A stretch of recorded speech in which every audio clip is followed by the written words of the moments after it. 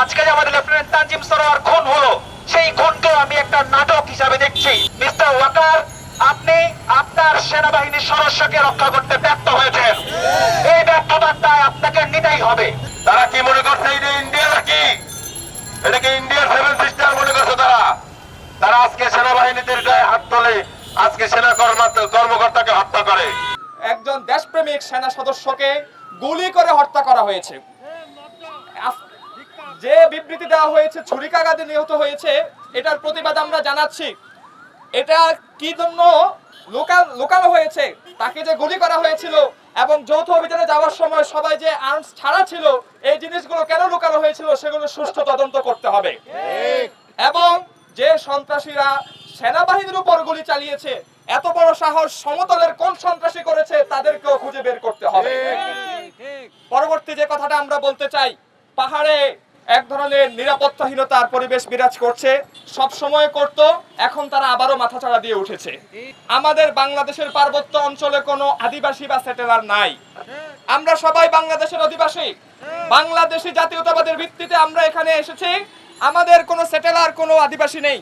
আজকে যে আমাদের লেফটেন্যান্ট তানজিম সরোয়ার খুন হলো, সেই খুনকে আমি একটা নাটক হিসাবে দেখছি। অবিলম্বে জেনারেল ওয়াকারুজ্জামান থেকে শুরু করে যারা ক্ষমতায় আছেন, যারা যার যে দায়িত্ব সেটাই পালন করেন। মিস্টার ওয়াকার, আপনি আপনার সেনাবাহিনীর সদস্যকে রক্ষা করতে ব্যর্থ হয়েছেন। এই ব্যর্থতার দায় আপনাকে নিতেই হবে। আমরা 5 তারিখের আগের ঘটনা ভুলে যেতে চাই। আপনারা আমাদেরকে সেই 5 তারিখের আগের ঘটনা মনে করতে আপনারা বাধ্য করবেন না। সেনাবাহিনীর ভূমিকা কি ছিল আমরা জানি, কিন্তু 5 তারিখের দিকে তাকিয়ে আমাদের স্বাধীনতা রক্ষার জন্য, আমাদেরকে জনগণের পাশে দাঁড়ানোর জন্য আমরা সেটা ভুলে যেতে চাই। আমাদেরকে ভুলে থাকতে দিবেন। যদি আপনি বাংলাদেশের সার্বভৌমত্ব, নিরাপত্তা, পাহাড়ি অস্থিতিশীলতা যদি আপনি রক্ষা করতে না পারেন, তাহলে সেটাও আমাদেরকে বলে দেন। আজকে যারা আমাদের সেই সার্বভৌমত্ব বিলিয়ে দেওয়ার জন্য উঠে পড়ে লেগেছে, তারা সন্ত্রাসী। আর এই সন্ত্রাসীদের স্থানে বাংলাদেশে হবে না। তারা যদি তাদের কোনো অধিকার আদায়ের চেষ্টা করে, সেটা সরাসরি সরকারের সাথে বা উপর মহলের সাথে যোগাযোগ করবে। কিন্তু আমাদের যারা সার্বভৌমত্ব রক্ষা করতেছে, তাদের উপরে হামলা করে তাদেরকে হত্যা করা, এটা কোন ধরনের কথা? এটা সন্ত্রাসী কর্মকাণ্ড। তারা নিজেদেরকে একটা আলাদা দেশ দাবি করতে চায়। তারা কি মনে করছে এটা ইন্ডিয়া নাকি? এটাকে ইন্ডিয়ার সেভেন সিস্টার মনে করছে তারা। তারা আজকে সেনাবাহিনীদের গায়ে হাত তোলে, আজকে সেনা কর্মকর্তাকে হত্যা করে। তারা কি ভেবেছে এটা?